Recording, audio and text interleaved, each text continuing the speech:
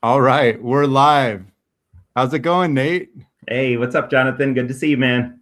Happy Groundhog's Day Eve. It's February 1st, 2026, and we're here for our first rough cuts of the year.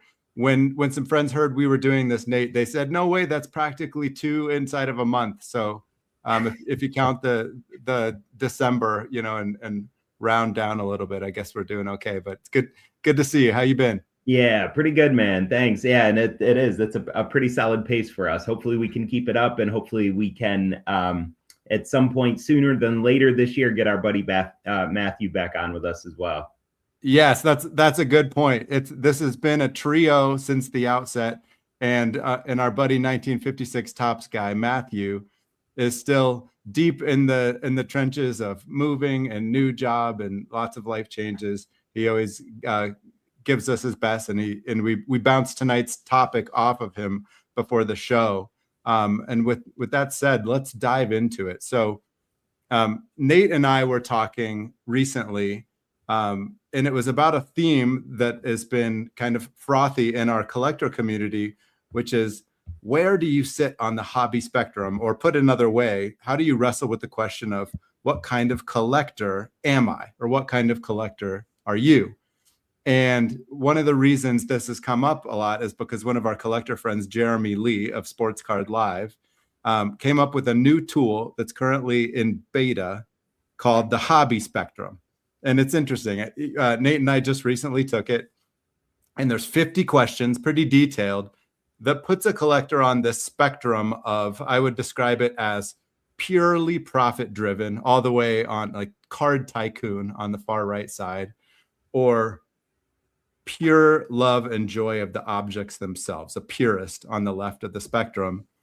And this in some roundabout way gave birth to the idea of what other ways could we talk about what kind of collector we are. But so I thought I'd kick it over to you, Nate, and get your reaction to kind of how you thought about, first of all, hobby spectrum, and how do you even start to grapple with the question of what kind of a collector are you?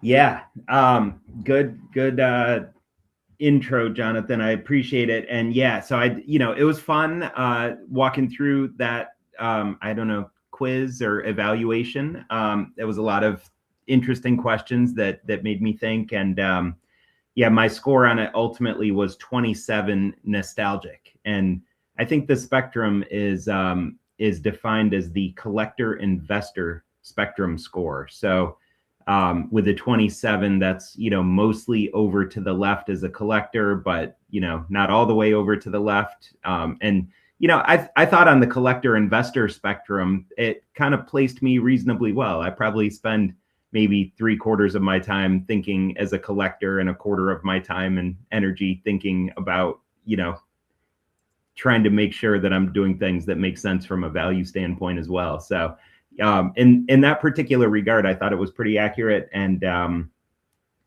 yeah, and it's I think fostered a lot of interesting conversation already, and I'm pretty curious to see where Jeremy goes with it. I think he's still kind of trying to explore and figure out exactly kind of where he's going to take the project, but I think it's neat and has a lot of great potential.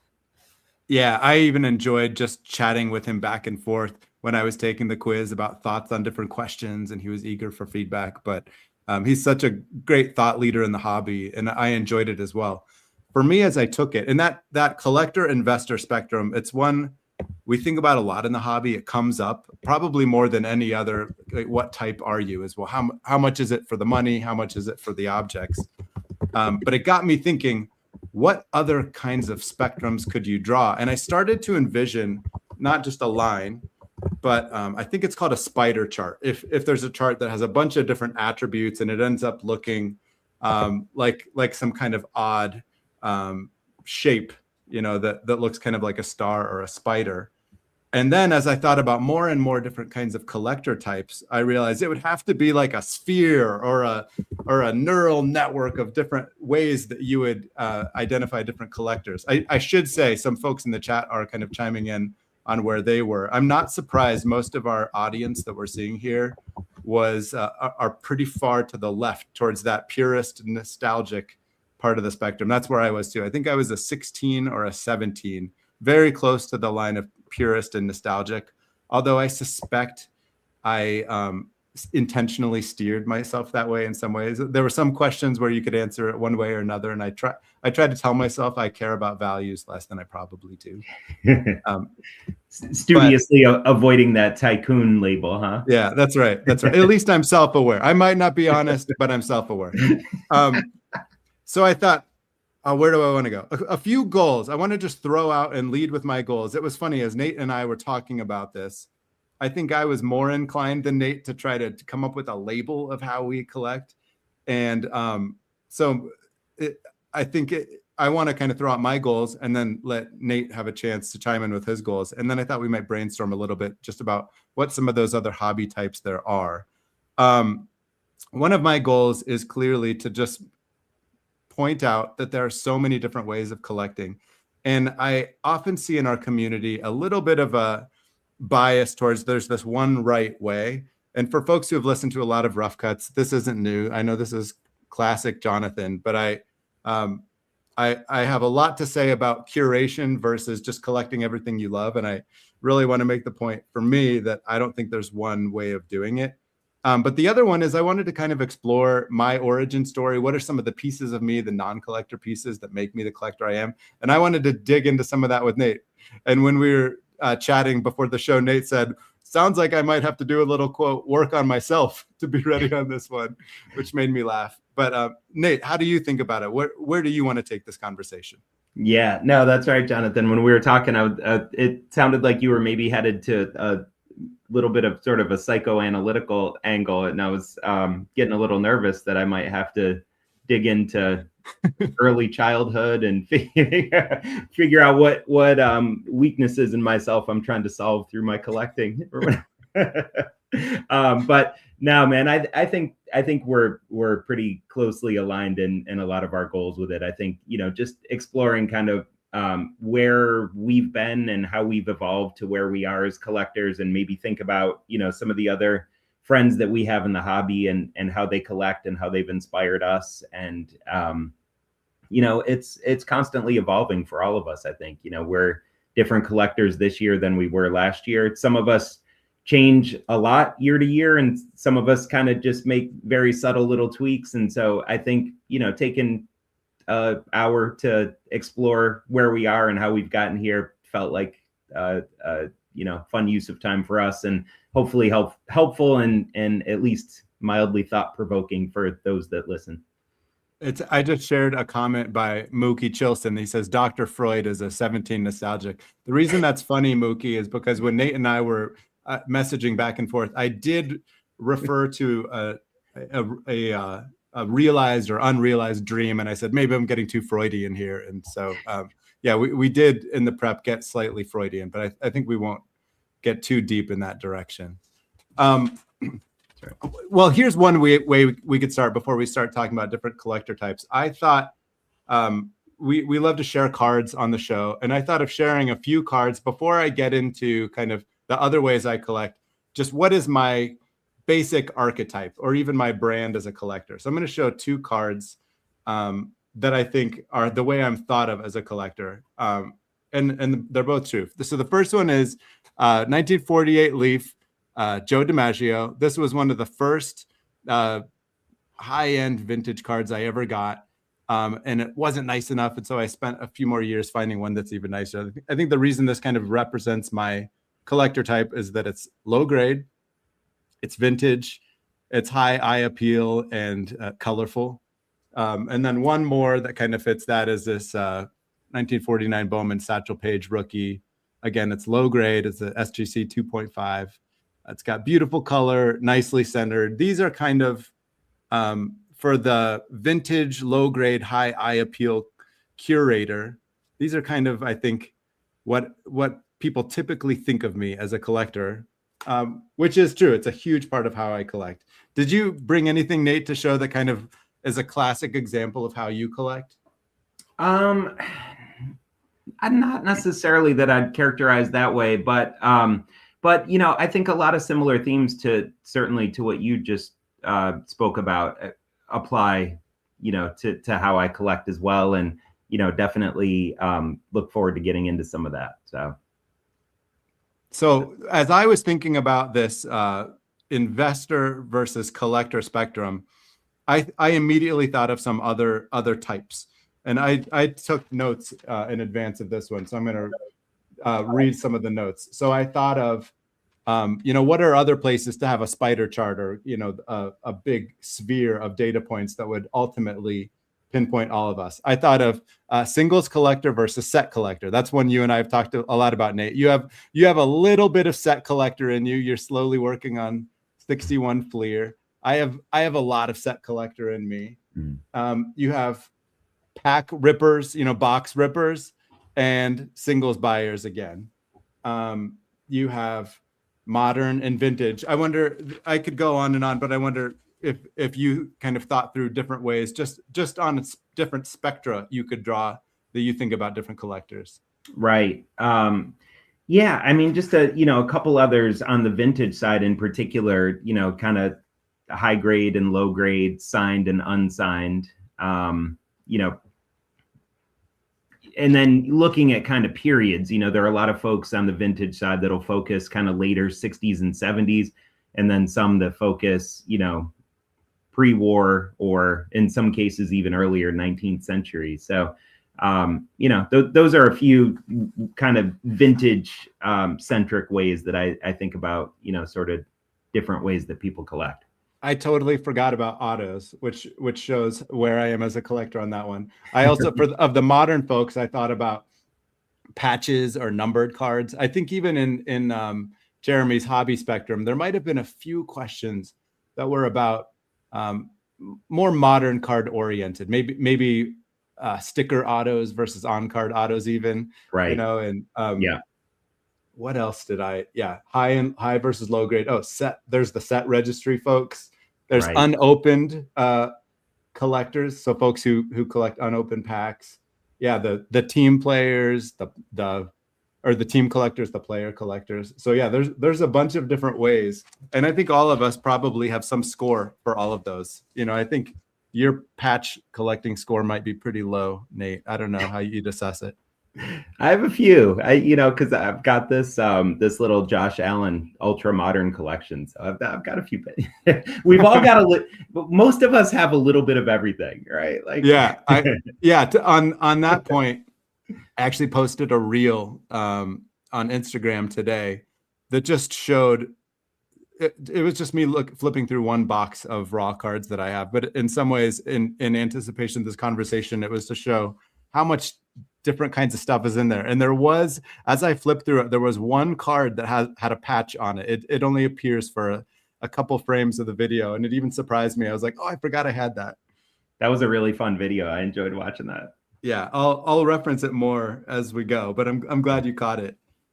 Okay, so here's what Nate and I plan to do. We kind of said in the agenda, like I would kind of interview him and dive into kind of foundational stories of why or how he collects, and then we'll flip things around and he'll do that on me.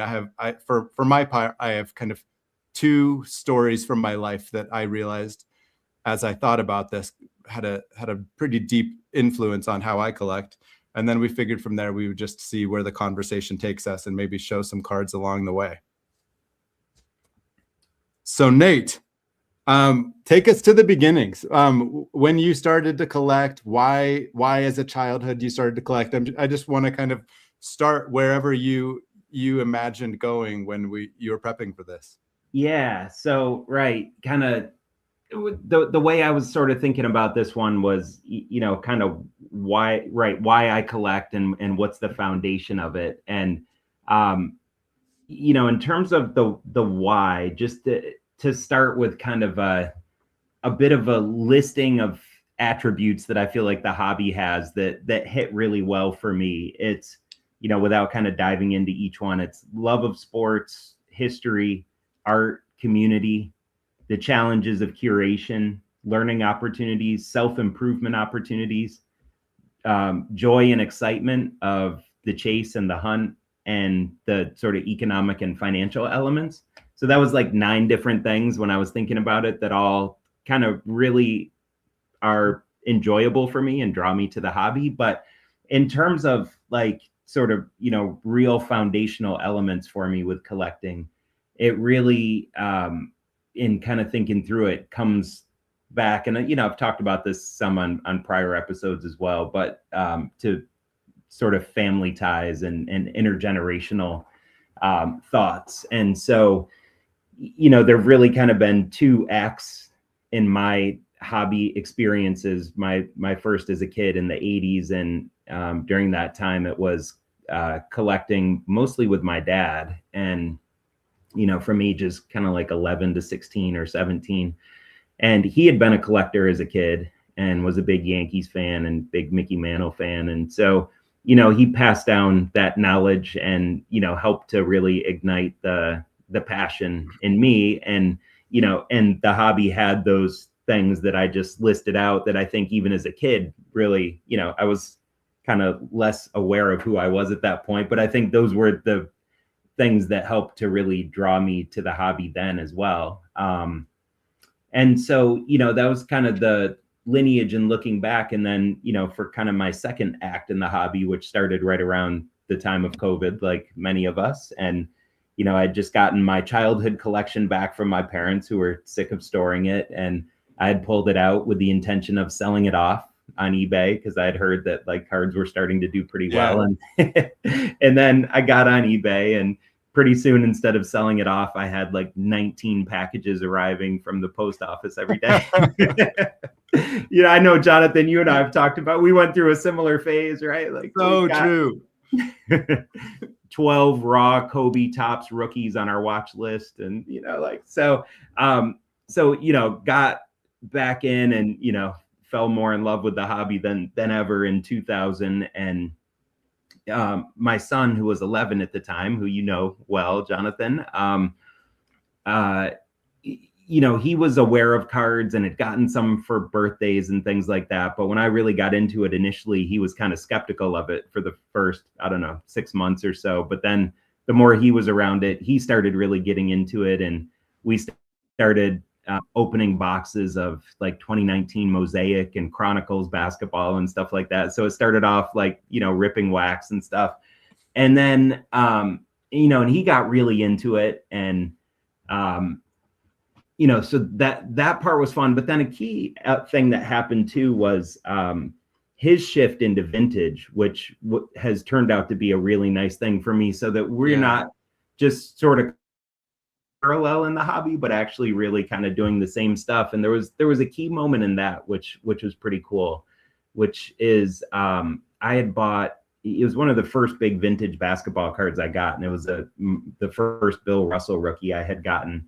And I got it from a longtime collector and dealer named Tommy Larson, and met him on eBay and kind of started a dialogue and ended up getting the card. And part of our dialogue had been around my son, who was starting to collect, and Tommy threw in with my card a 1970 Topps Wilt Chamberlain for Luke, my son. And so, and he hadn't really kind of come over to the vintage side yet, but he really he kind of knew about Wilt and thought this card was really cool. And so that helped to really kind of spur his interest in that, which was turned out to be, you know, a really fun thing for me. And he's gotten really into vintage. And so in the second part, you know, it's a lot of it's been with him, and, you know, certainly a tremendous element now too. You know, and I, as a kid, I collected with friends a little bit as well, but I think this, you know, aspect of getting back into it has been even a lot more social through Instagram and going to the National and shows and everything. So that's kind of a little bit of, you know, a breakdown of kind of how I think about the evolution. There was, you know, the part about collecting with your dad, and then, you know, and then you're the dad and collecting with your son. It sounds like that's a classic tale. I think that's my tale too. That probably describes so many of us. Yeah. But when you talked about what we went through in COVID, where, oh, prices are going up. I did the same thing. I went back to Ohio. I got my childhood collection from my parents' basement. I'm going to sell. And then suddenly we're on eBay buying. And I think the only thing that can explain that is we have some deep visceral love of these objects, like period. You know, we just wanted them. We had nothing better to do. and you look at them and you're like, wait, I could sell this for $100, but that only cost $250, and I could buy a Ted Williams card, and it was, suddenly we're buying. Yeah, you're right. That's a great point. Yeah, that was a real kind of fork in the road, right? That we each had. Like, are we divesting ourselves of our childhood collections, or is this about to be like a key part of who we are for the next few decades? And I'm glad we both made the same choice there. Totally. Yeah. Yeah. So how about you, man? How did you approach this aspect? Well, I thought a lot about collecting with my father as well. And I've even explained on Rough Cuts before that I realized over time the reason I don't like to collect autographed cards is because I'm not actually trying to collect to the players.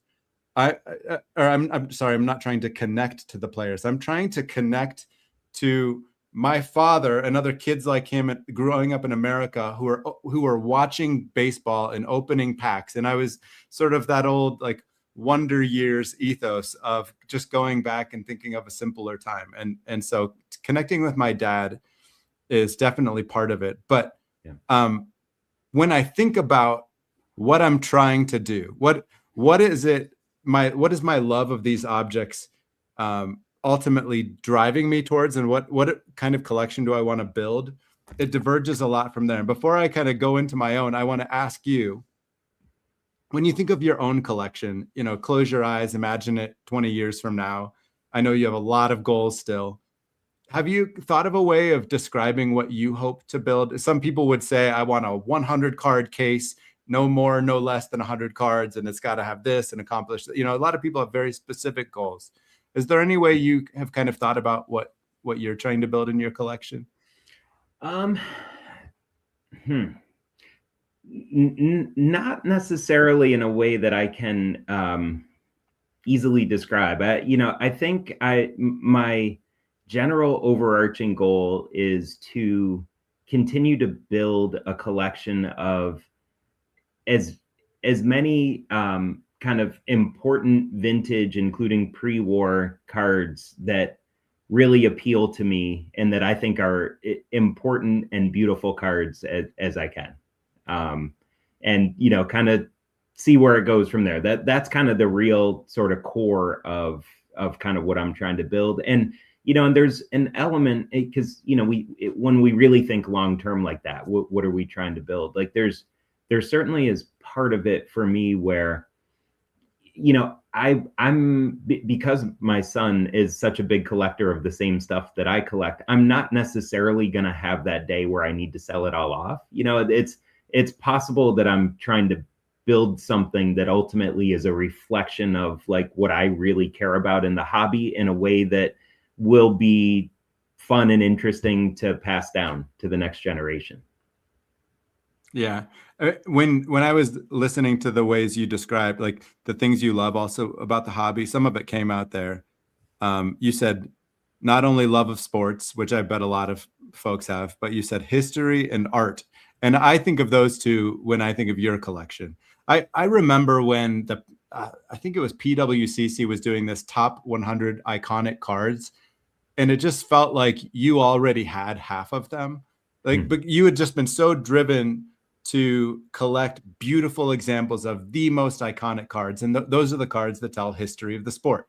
Not just athletes, but people that changed society. Muhammad Ali, you had his card. You had the Kareem card. Your collection does go so deeply into history, and then now you've gone into the pre-war stuff and glory of their times. So I think it's fun seeing the way you are kind of building out the history. That's how I look at your collection, is so much of that iconic history. And yeah, it's really cool that you get to share it with your son.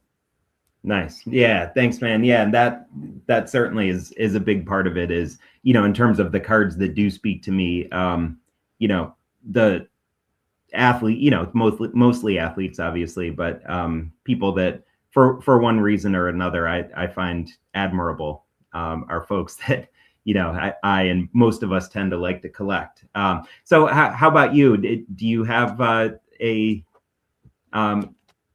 real thought on kind of what you're trying to build long term and how you describe it? I do. It's pretty inflammatory and ridiculous.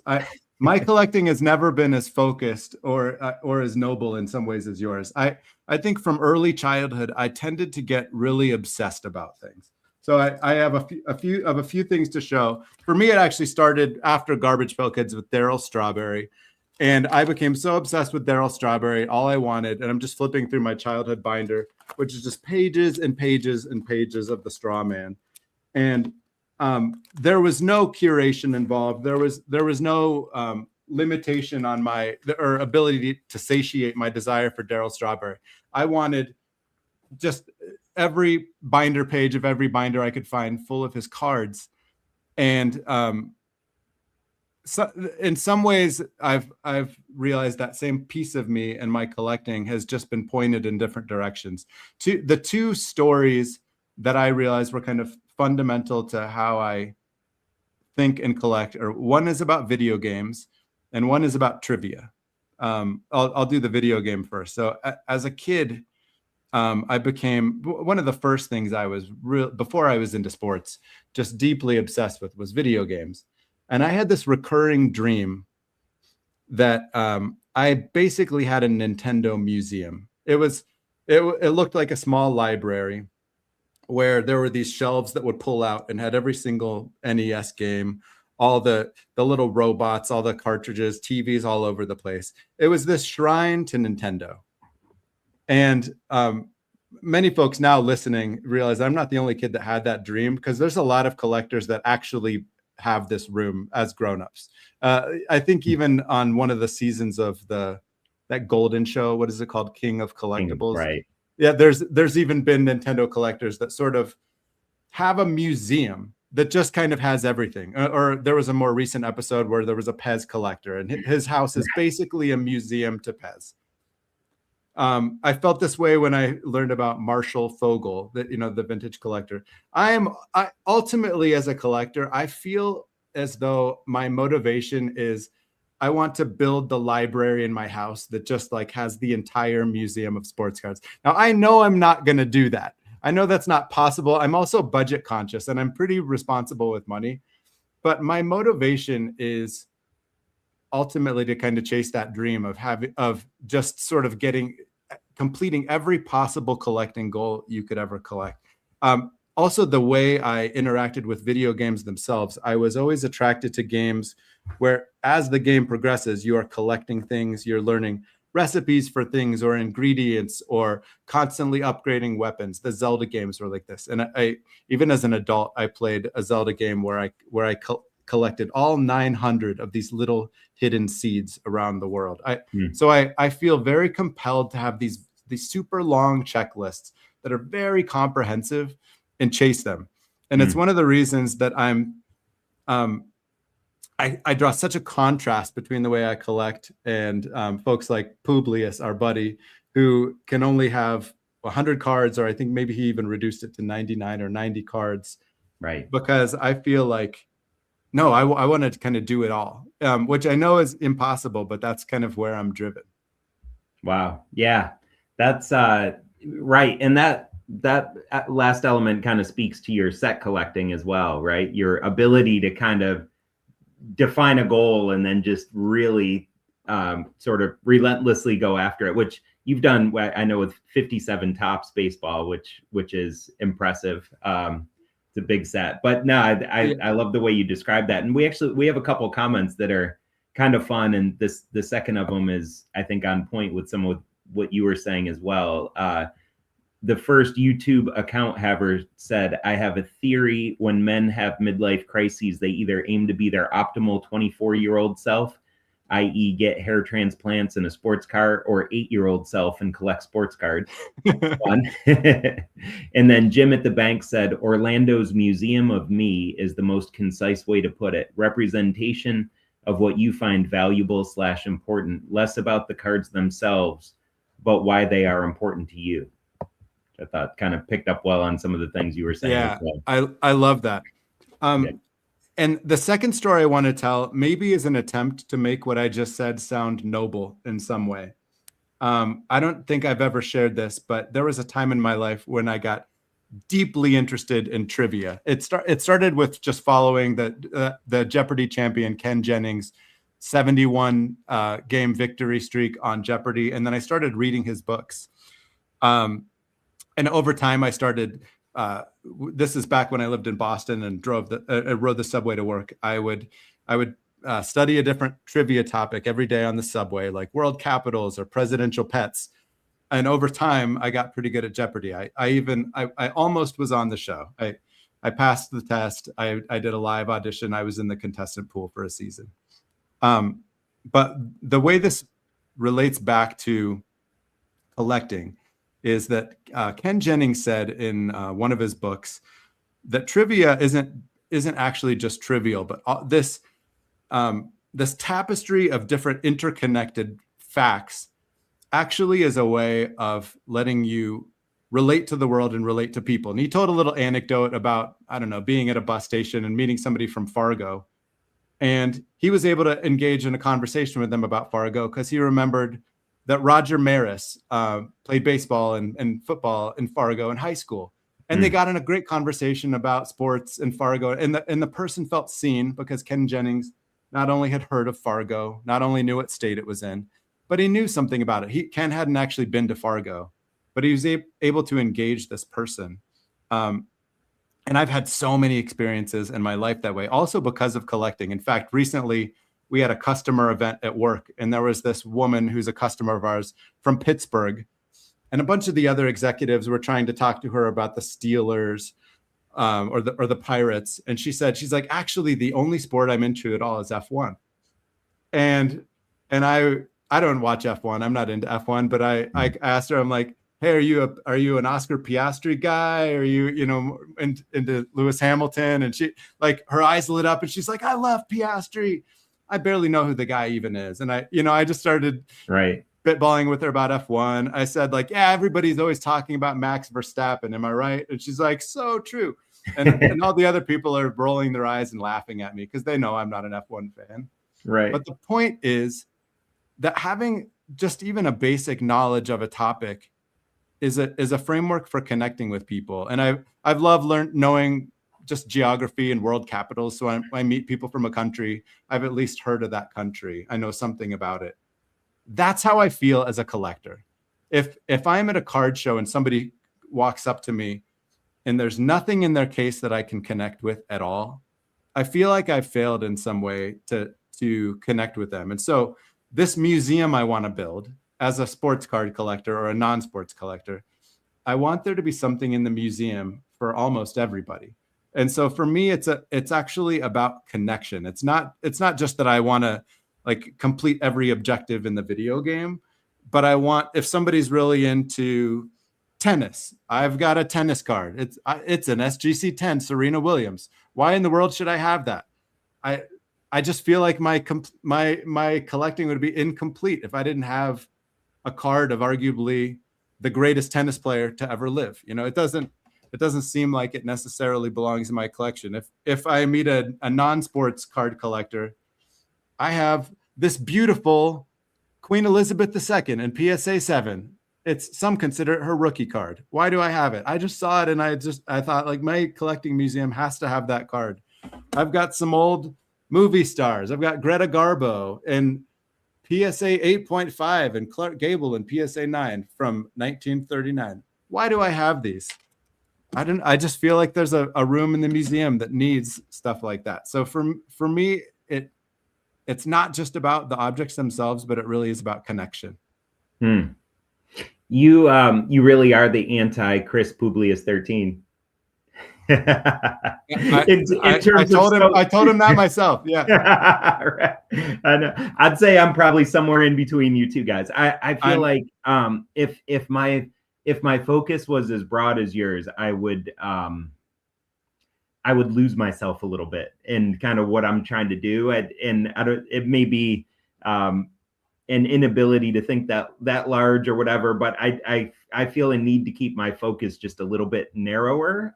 Certainly it's not narrow and has a lot of facets, but the kind of trying to be able to connect with all elements, because it it is just kind of one hobby about one thing, but it still is so vast that I feel like if I tried to be that broad, I would have trouble going as deeply as I want to go into the elements that really primarily appeal to me. How do you think about that balance? I think that's right. I mean, it's a topic I think about so frequently because one, a lot of my close collector friends are much better curators and much more disciplined than I am, present company included. And just a lot of beautiful things that get said in the hobby by thought leaders are so about that discipline and that curation. All the times I read these poetic posts by Rated Rabbi, who we both know. And there are these, it really is almost poetry over prose about the way he describes the work and the project of the curator. And I read them and I think that's so beautiful. And that is not at all the way I approach this.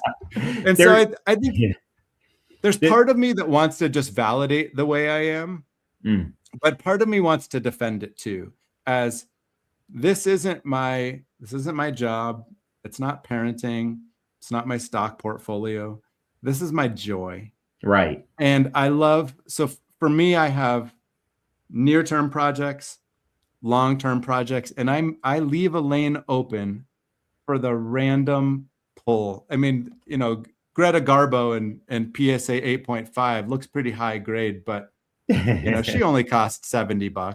Maybe I ate ramen that night and I didn't, order Grubhub or whatever. There's room to collect stuff like that. Right. Yeah. That's the element, is that the willingness to be spontaneous and have fun and follow your whims in the moment, and not be like too stuck to this has to be next. And it's great that, we talk about like, welcoming and being attracted to and being inspired by all different types of collecting. And it's fun to have your perspective, because I feel like you hear a lot about curation. And one of the things that,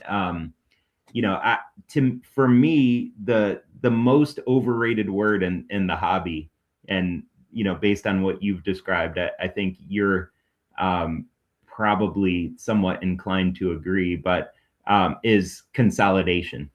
Right. And we hear that all the time, is this like guiding light principle of I need to consolidate. I'm going to consolidate. I got to and it's like this goal when I hear that, I think this goal of like paring down to only having like a few absolute top tier cards. But for me, in the way I think about my collecting, like I have a foundation that's very important, and I don't want to remove that foundation in order to get the next stuff above it. Like, an example, I have 54 Wilson Franks Ted Williams. And, that is kind of, a pretty rare post-war card that's tough to come by. And I love having that card. But if I had, and I was patient and waiting to get it, and, waited for the right time with my finances and the opportunity to get it.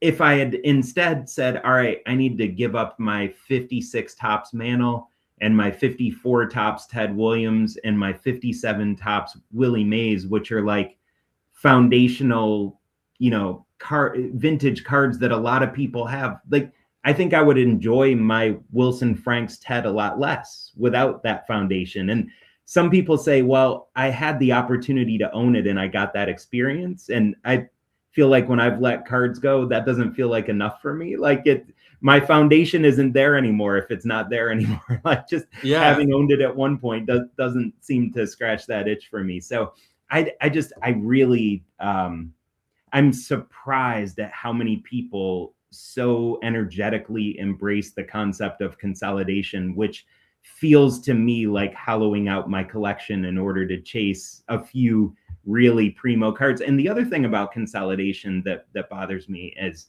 I feel like it's the favorite word of the auction houses, by which I mean every time we go through a layer of consolidation, we're giving up, say, 10, 12, 15% of the value of the cards that we're consolidating, because that means we're moving them. I mean, unless we're able to move them at full market value without any transaction costs. So if you go through 3 consolidations, now your collection is worth 70% of what it was. You have bigger cards, but so it's like I'm giving up value. I'm giving up like the foundation of my collection in order to try to get these kind of uber supreme cards. So picking up on you, like kind of wanting to have that broad collection, that's an element that I definitely share.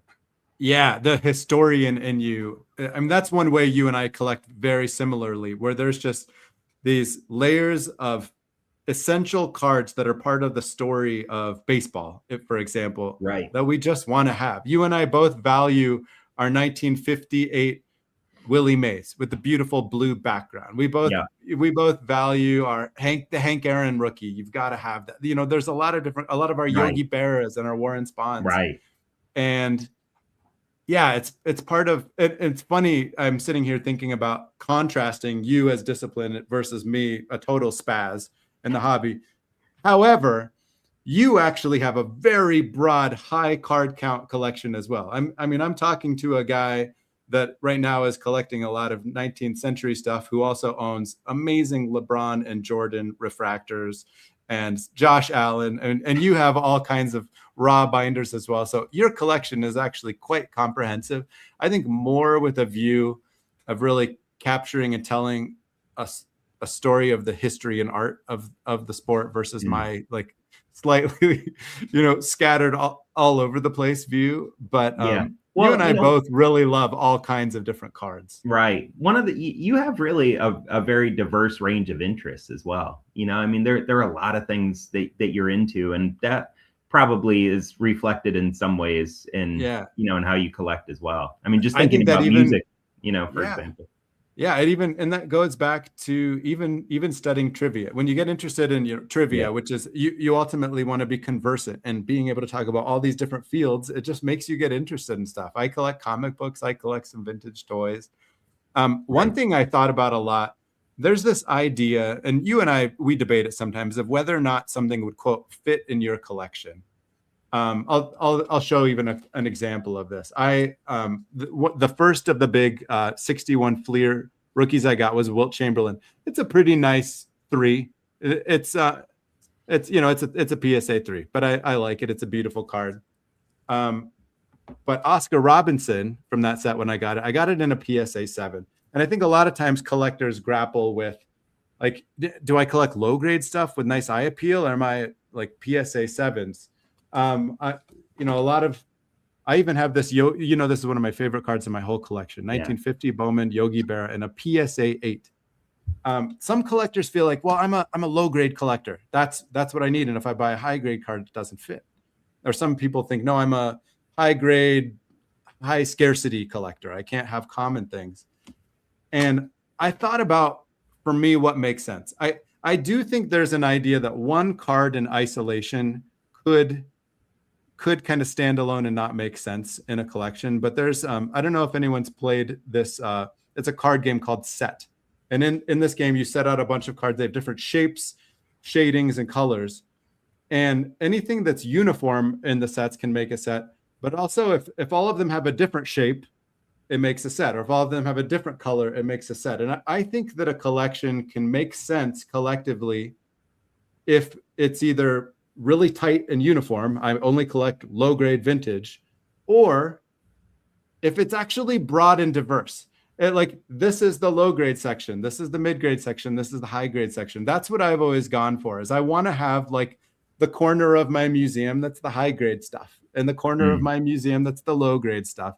And to me, there's balance in that. That if you get the diversity right, there's balance. I try to never have just one card that stands alone and doesn't make sense. I think you at least need a couple, or a trio to kind of to have that balance. But that's the way I think of it. And I wonder if you've grappled with kind of the diversity or uniformity as a collector yourself. Yeah, and I think of it maybe as giving yourself the permission to be able to to kind of diverge a little bit from how you normally collect. When part of it is maybe just kind of being opportunistic. Like that's an element that I've kind of really embraced more and more over the years. Like, I have my want list, and I know what the optimal card would be, you know, like, for example, I collect a lot of 1914 and 1915 Cracker Jack cards. And, you know, they're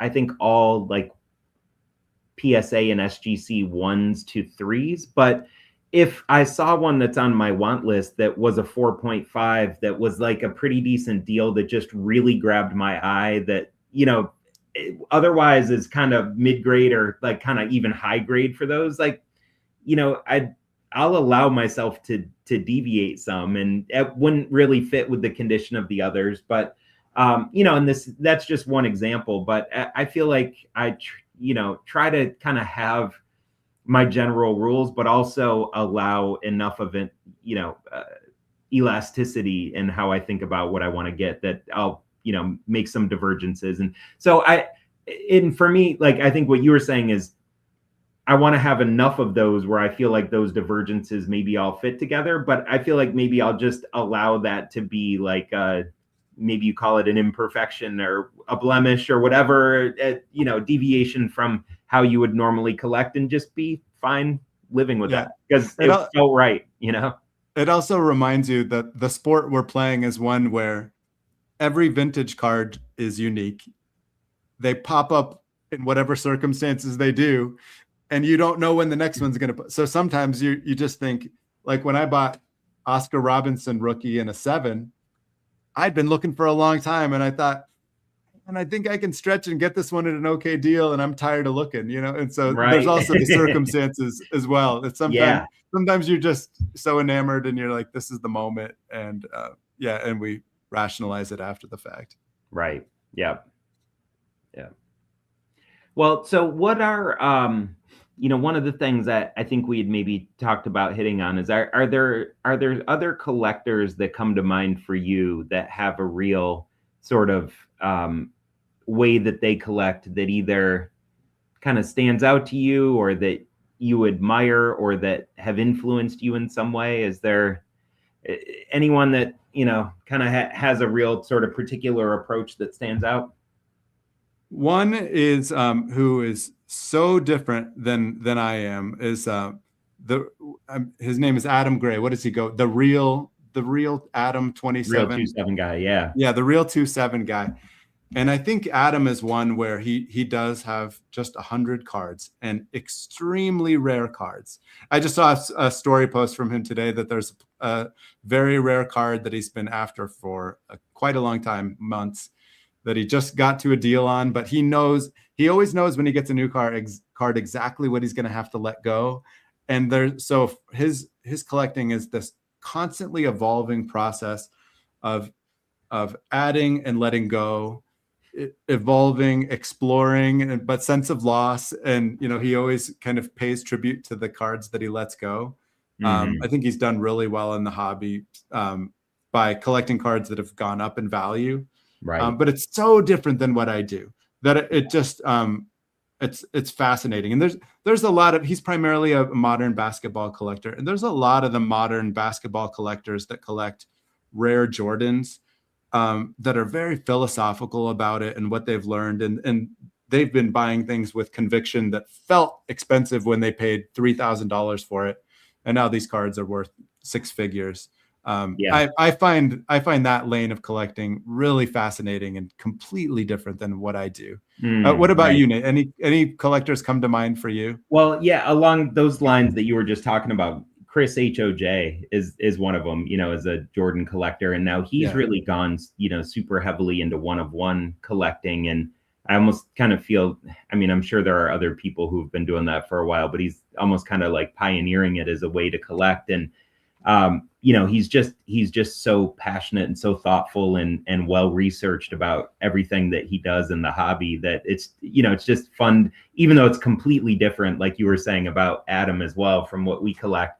But it's just, whatever people collect, it's fun to hear, you know, their thoughts and their theories and how they go about it and why. And, you know, even when it's very different, it can really be helpful and inspirational for us. And a couple others, you know, Luke Bleecker Street Cards and Tony Southern Collector, who are great, you know, signed vintage collectors. I've spent a lot of fun, you know, following what they do. And Luke, you know, in some similarities to kind of what you were talking about. He's incredibly diverse as well. And what, he has raw binders of, what is it? Is it O3 Topps Chrome Black Refractors? That's right. I think he has that set, right, in a raw binder to contrast like his signed Jackie Robinson collection. And Satchel Paige. Yeah, Page, and then he's got like an El Duque collection from the Yankees and Jeter, and just like he's got all sorts of cool, diverse stuff. And then and I also love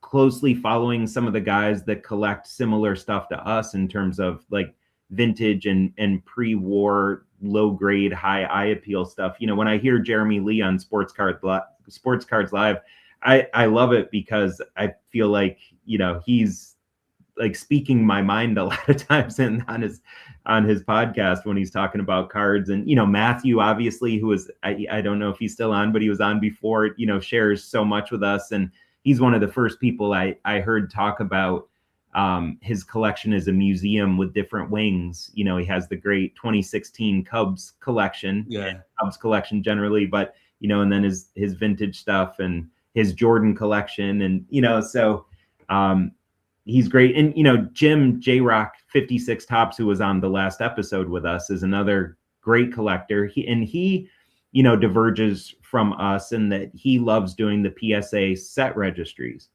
He's a big registry guy, and he Luke's on. Nice. Awesome. So J-Rock, incredibly diverse collector, and you and he share the hockey passion, which I don't know nearly as much about, but I know you guys have had a lot of good conversations. And he does baseball, basketball, and football. He does signed and unsigned, and he's among the top PSA registry guys and a lot of the things that he collects. And he also takes these beautiful, vivid, great color vintage photos on his back patio in the direct sun. Totally. So I take inspiration from his photography skills as well. So those are a few that stand out to me. I would have said J-Rock too. I think Jim he's the collector most like me of anyone I know. We both collect. He and I. This is a little side project for ours, but we Instagram comic books back and forth. We rarely put those on our page, but we collect comic books also, the hockey things. I think he's just a better, a little bit more advanced version of me in terms of where his collection is. He's always like 2 steps ahead, but I love watching what he does, and such a good guy too. It's fun being a part of a community where there's so many people that have the commonalities that we're paying attention to each other, and then they do something a little different and it gets your attention and it makes you think like, oh, I want to get into that too. And and there's kind of endless opportunity. I wanted to talk also, I don't think I ever actually made the point, but that reel from Instagram, which is just a box of raw, I probably have, I don't know, 8 to 10 boxes kind of like that around. And it's that particular box had it was loosely organized by some different sports, hockey, football, baseball. But part of the joy, the reason I threw it in there, obviously a curator doesn't have that box. If somebody with a tightly curated collection wouldn't have a sort of disorganized box of raw like that. But to me, a big part of the joy of having things like that is I don't remember exactly what's in it. For example, there was a Bruce Smith rookie card in there. I have no recollection. I didn't know I had it. I don't remember where I got it. But there it was in the box. And I think there's something delightful. So on a previous episode, we even debated what's the right number of cards in a collection. And I said, it's got to be more than you can remember. And a lot of people make the exact opposite argument. They say, well, it's got to be small so you remember exactly what you have. And to me, the joy of not knowing what you're going to find is so fun. And it's even the reason I don't organize everything perfectly, is because I just love the spontaneity. My wife's out of town this weekend. I was a little bit bored. I just pull out a box and go through it. And so I think that's also part of the joy of having a big collection, where you don't know exactly what you're going to find. And I like being surprised in that way. Yeah, absolutely. And getting ready to talk tonight, I found one of those that I had no idea I had, which was I'll show it here real quick. It's a 2018 James Harden Kaboom. You didn't think you were going to see a Kaboom tonight, did you? That's amazing. I can't believe you have that card. I couldn't believe it either. I hadn't seen it in a couple years. So yeah, so we talk about me as the disciplined collector, but I'm pulling random kabooms out of my thing. So we all have to allow ourselves some some wanderings. I'll show you something on that front. I mentioned there's collectors of unopened product. I don't often talk about it, but I have a lot of unopened product. And if somebody asked me if I've ever had a kaboom, I would say not to my knowledge, but I do have unopened boxes of Absolute that might have kabooms in them. So this right here is a 2020 Absolute football. So I might have a kaboom Tom Brady. I just don't know. Is it MRI machine or a CAT scan? CAT scan, maybe. Yeah. Yeah. Maybe I got to get one of those. Got to put them through the machine, right? I might have some Zions and Luka. I got some old Prism hanger boxes back during the heyday. I would occasionally rip things open, and I would always buy two and say one to keep, one to rip. Right. And I just still have all the ones that I never ripped. I've got yeah. That's awesome. Yeah, and that's one of the sub collections that I've been spending some time on over the last year or two is my 80s stuff. And so I have all the cards from when I originally collected that stuff, and I've thought about like what would be the best way to kind of really stay connected and try to add to that 80s collection. And so the two things that I've done are collecting unopened wax from the 80s. So I have, I don't know, maybe 10 or 12 boxes of sets that I really liked a lot that are unopened. There would be an epic rip at some point if we all get together. And then I do signed 80s cards. So, I tend, like you, to not do a ton of signed stuff, but I do a little bit of signed vintage. And then with the 80s especially, I really don't like doing like 80s PSA 10s. They're although I will say I have a great appreciation for their scarcity because I have so many cards from the 80s and I feel like I took such good care of them, and I go through all of them. I'm like, man, I got like 15 of this card and I'll be lucky if any of them are even nines. Like, totally. It is so hard to get 10. So it was a tough decade to gem.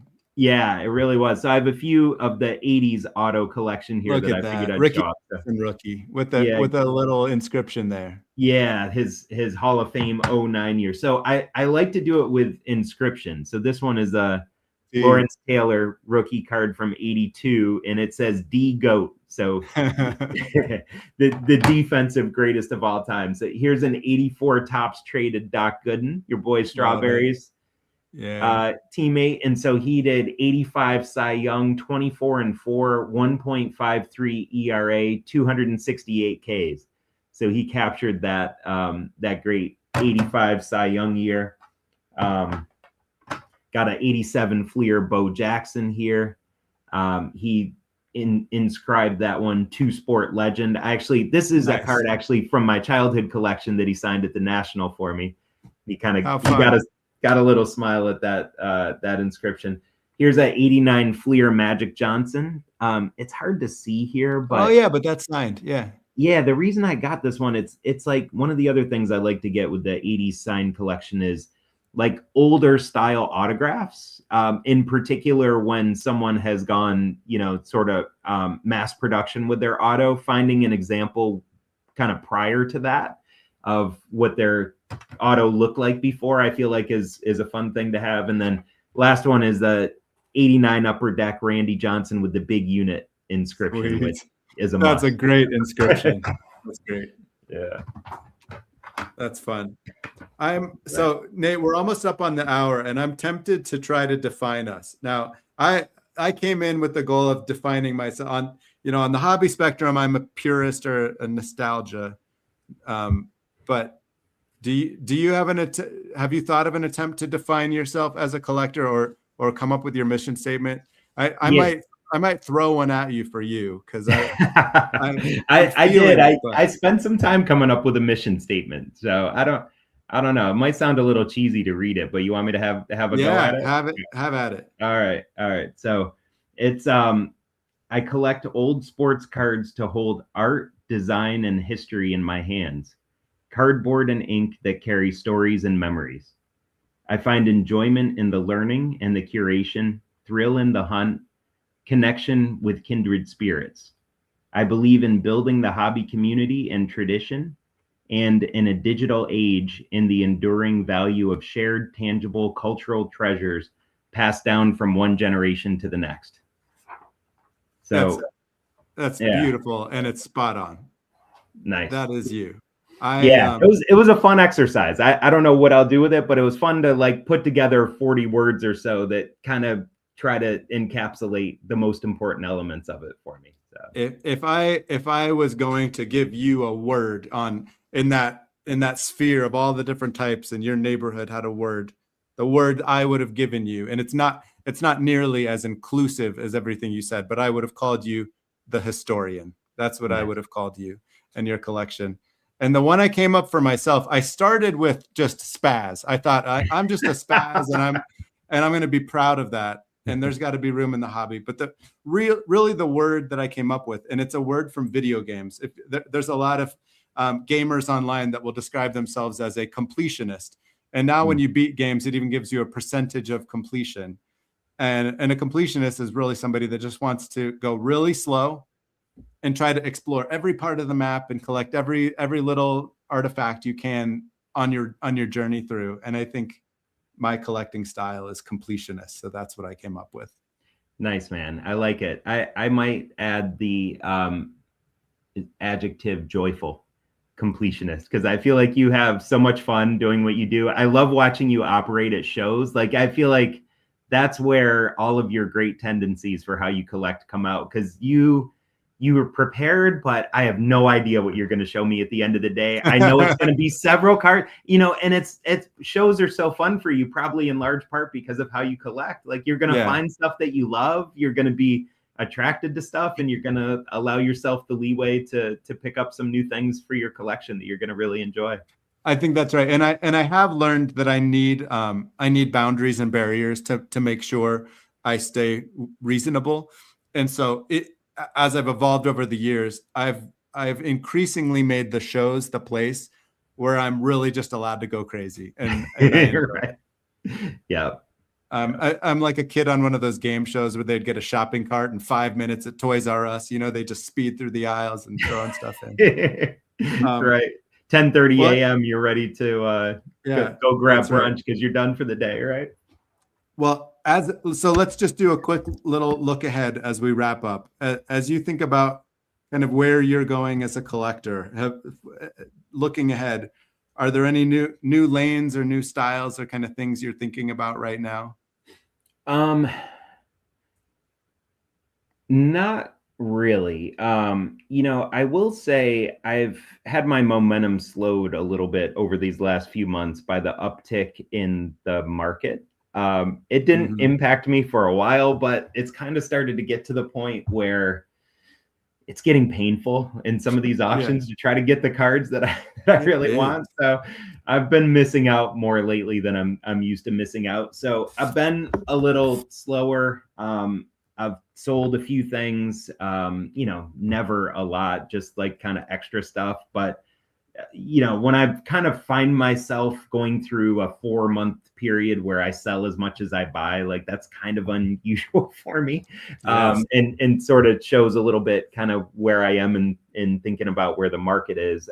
So I've been a little slower, but generally, mostly the same lanes. And, what that has kind of pushed me toward is focusing a little more on kind of some of the lower value elements in the stuff that I collect. So, the Glory of Their Times collection, that's the book that many of us have read. And there are, I think, 24 different chapters with people who contributed to that. So I'm trying to get a raw card, like one of my favorite raw cards for each of the folks that were represented in that book, and then also several others that were talked about in the book. And they're generally, kind of a couple $100 and below. So I've been adding to that pretty well lately. And then the 80s autograph collection is another one that, a lot of the cards are a little less expensive. So I've been spending some time on that too. But all that said, the key things on the list still are, low grade, high eye appeal, pre and post war stuff. And, I still have a lot on there. The one that's really been elusive for me is the Sport Kings Jim Thorpe. That now has been like top 5 for me for probably 3 years. I just can't seem to land the right example of it. Our buddy Josh, Hall of Fame cards, right? Yeah. Yeah. He's here. Yeah. Is he in? Yeah, he just got, oh yeah, he is. Right. Josh, what's up, man? He just got a beautiful example of that card. And he did. He was, I know, telling me about it as he was getting it. And I was like, man, that is awesome. So, yeah, I'd say that's kind of where I am in thinking about it, at least for the next few months. How about you? What do you feel like are your upcoming focal points? Well, I'm feeling the same on the price of vintage. You and I were just talking about the 1938 Gaudi Joe DiMaggio, which the price is just like tripled on the card, it feels like. Like if we're ever going to get one, we're going to have a lot of conviction. We might need to share one. yeah, that's right. We'll go in 50-50. Since I bought the Hannes Wagner that I just recently posted on my IG page, I've had to downshift significantly into cheaper stuff like you have. And I've talked about these a little bit, but one thing that's been fun, a way of connecting with some of those modern Jordan collectors, is to get some of these cards from classic insert sets like 1999 Metal Universe, PMGs, 1997 PMGs. This is the 98 Star Rubies. These are Ohio State players who played in the NFL and were kind of, minor stars, and they're pretty affordable compared to, I think if this would be $1 million card if it was a Jordan, it's a couple $100 for a Terry Glenn. But these were the guys I grew up watching on TV growing up in Columbus, Ohio. I rooted for them in the pros. So that's been a fun little wing of my hobby museum that I've been working on just kind of during this downtime. And I started doing that during college football season. So that was a fun way of connecting to Ohio State football, still finding something to buy. It's pretty rare when they come to auction because many of these are numbered to 50. So you just have to have a lot of searches set up. And then every few weeks, maybe one of them pops and you watch it and see if you can win it. So that's been fun. Yeah. The Eddie George collection, you've been doing some really neat stuff with. Yeah. I showed some of the Eddie George's last time, but he's the player. I picked up 4 or 5 of his cards. And now I'm trying to find some of the other players that are on those it's the mid-90s Ohio State players that ended up being in those late 90s iconic insert sets that came out. So that's been fun. Nice. How about on the vintage side? Are you mentioned the 38 Gaudi DiMaggio? Are there any others that are really sort of top of mind for you? If Cracker Jacks, I envy your 1914 and 15 Cracker Jack collection. I have 2 cards from 14 Cracker Jack, and there's a number of them that I would love to add, and the prices keep going higher and higher and higher. But yeah, I'd like to land some Cracker Jack cards this year. Yeah, got it. Some of the minor stars, the major stars are still. Those are the kinds of cards that maybe 10 years from now, the next time I really reach and buy a huge card, I'll pull off. So that's one. Yeah, the play ball Ted Williams. You actually just story posted.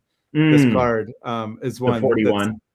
The 41, and then the DiMaggio from that set as well. So Cracker Jacks and those Ted Williams and DiMaggios are probably kind of round out my top 5 right now. Yeah, got it. Nice.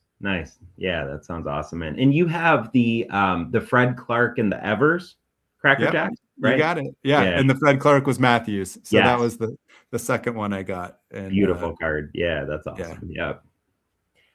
Good stuff, man. Yep. It's going to be a fun year in the hobby. You're going to go to Strongsville. I wish I could be there, but I'm pumped to have a 5th year in a row at the National, and we'll see what I pull together this year. Yeah. Oh, right. You have family vacay during Strongsville, Yeah. right? This year. Yeah. Okay. Yeah. Bummer. Well, I'll let you know how it is, and next year you'll be there. And yeah, the national is the thing anyway. So Yeah. that's going to be Well, great. hey, thanks to everybody in the chat for Yes. hanging out with us. Nate, thanks for getting Freudian with me. This was awesome. And Yeah, let's try to do it again in a month or so. for sure, man. Sounds great. Thanks, everyone. Night. Take care.